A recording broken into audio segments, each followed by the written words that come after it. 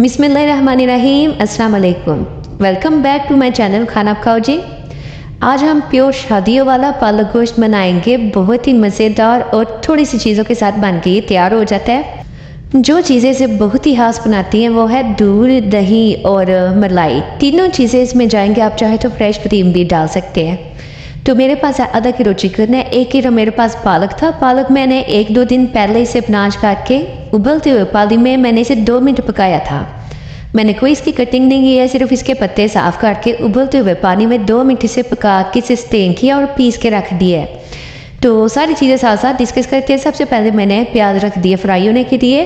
जब तक हमारे प्याज फ्राई होते हैं, हल्का सा गोल्डन कलर उसमें आ जाएगा, तब तक हम इन दोनों चीज़ों का पेस्ट बना देंगे। थोड़ा सा अदरक और 1 लहसुन की थी। अदरक का टेस्ट इसमें बहुत अच्छा लगता है, इसलिए थोड़ा सा ज़रूर डालें। ना पालक और अदरक दोनों चीज़ों की तसीर गर्म होती है, तो वैसे पालक में ज़रूरी नहीं होता। तो इसमें चिकन भी था, तो इसलिए मैंने थोड़ा सा डाल दिया। मैंने लहसुन अदरक डाल दिया। जैसे ही प्याज थोड़े से ब्राउन हो गए थे, इनका कलर चेंज हुआ था, लहसुन अदरक डाल दिए। अब इसमें लहसुन अदरक की भी बुनाई कर लेंगे बहुत अच्छी तरह से। जैसे उसकी अच्छी सी खुशबू आने लग जाएगी, तो मेरे पास 2 से 3 मीडियम ये थे टमाटर। मीडियम साइज से थोड़े से बड़े थे जो टमाटर। 2 टमाटर हैं और 4 से 5 सब्ज़ मिर्ची होंगे। इन्हें मोटा मोटा सा मैंने चॉप कर लिया। चॉपर में ये डाल देंगे मसाले के अंदर। मैंने इसमें पानी बिल्कुल भी नहीं डाला। तो वैसे ही अच्छे से हम पहले मसाला भून लेंगे। प्याज जैसे ही फ्राई हो गया, उसमें लहसुन अदरक डाल दिया। फिर टमाटर और सब्ज़ मिर्चों का पेस्ट इन्हें चॉप करके वो डाल के अच्छी तरह से बुनाई कर लेंगे। नमक डाला हस्बे जायका, हल्दी और सुरख मिर्च है, इसमें दड़ा मिर्च भी जाएगी।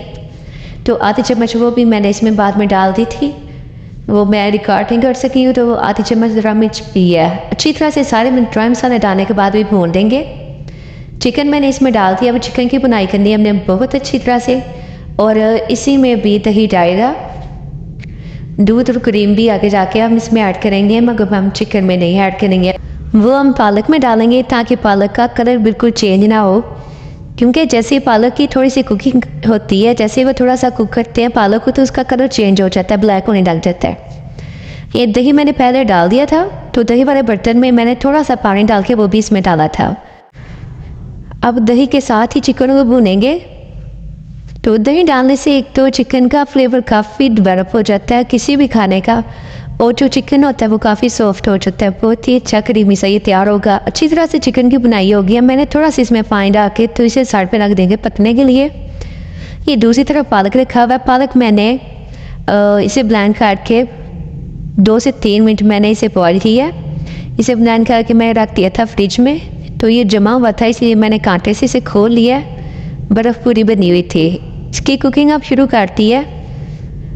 तो मेरे पास टाइम नहीं था, इसलिए मैंने 1 दिन पहले से ये बना के रखा हुआ फौरी तौर पे। दूसरी तरफ पालक का ये थोड़ा सा इसे बॉयल करके तो पेस्ट बना दे। पालक जैसे पकना शुरू हुई है, आधा कप मैंने इसमें दूध का डाल दिया।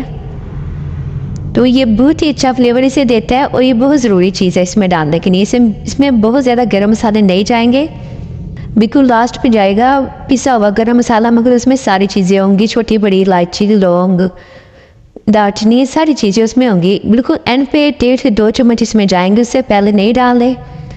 तो बहुत ही अच्छा ये हमारा पालक भी तैयार हो रहा है, दूसरी तरफ चिकन भी तैयार हो रहा है। चिकन की तकरीबन बहुत अच्छी तरह से चिकन गल चुका है। फिर से इसकी बुनाई शुरू करती है। थोड़ा सा इसमें पानी बचा हुआ था अभी। तो जैसे ही सारा पानी ड्राई हो जाएगा, फिर हमने जो पालक अलहदा से पकने के लिए रखी हुई है वो इसमें ऐड करके दोनों चीज़ों को बहुत अच्छी तरह से मिक्स कर देंगे। जैसे चिकन में से पानी ड्राई हुआ है और ऑयल फिर से ऊपर आने लग गया, बहुत ही अच्छी खुशबू भी आ रही थी इधर। कोई ज़्यादा मसाले इसमें नहीं है, मगर बहुत ही अच्छा मज़ेदार से ये बनता है। पालक में से काफ़ी पानी हमने दूध जो डाला था इसमें, वो बिल्कुल ड्राई नहीं करना है, और थोड़ा बहुत इसमें लिक्विड होना चाहिए। तो जैसे ही आधा इसमें जो दूध डाला था, आधा जैसे ही ड्राई हो गया, तो मैंने सारा डाल दिया चिकन के अंदर। बहुत अच्छी तरह से इसे मिक्स करेंगे। बहुत ही मज़े की ये बनती है चीज़। वो ही सारी चीज़ें हैं जो वैसे हम नॉर्मल तरीके से पालक गोश्त बनाते हैं। तो ये आप थोड़ा सा इसे हाथ कर लें और चीज़ बिल्कुल नहीं निकल के आएगी आपके पास। तो चिकन भी बहुत अच्छी तरह से गला हुआ था, बहुत ज़्यादा पानी भी नहीं था इसमें जो हमें ड्राई करना पड़े। तो चिकन में डाला, जैसे पालक डाला, इसकी बुनाई फिर से शुरू हो गई है पालक के साथ। जो भी इसमें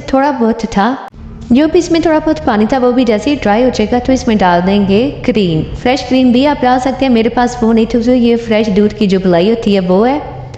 इसे बहुत अच्छी तरह से छान के, अगर बारीक जो स्टेन होती है, छाननी होती है, उसके साथ आप इसे स्टेन करेंगे तो बिल्कुल मलाई जो है वो क्रीम की शक्ल में आ जाएगी और टेस्ट भी वही देगी। अगर आप चाहे तो कांटे के साथ ऐसे इसी तरह फेंट लें जिस तरह मैंने की। अगर आप चाहे तो चन्नी में से एक दफ़ा गुजार लें, बिल्कुल क्रीम की शक्ल और फ्लेवर में आ जाएगी।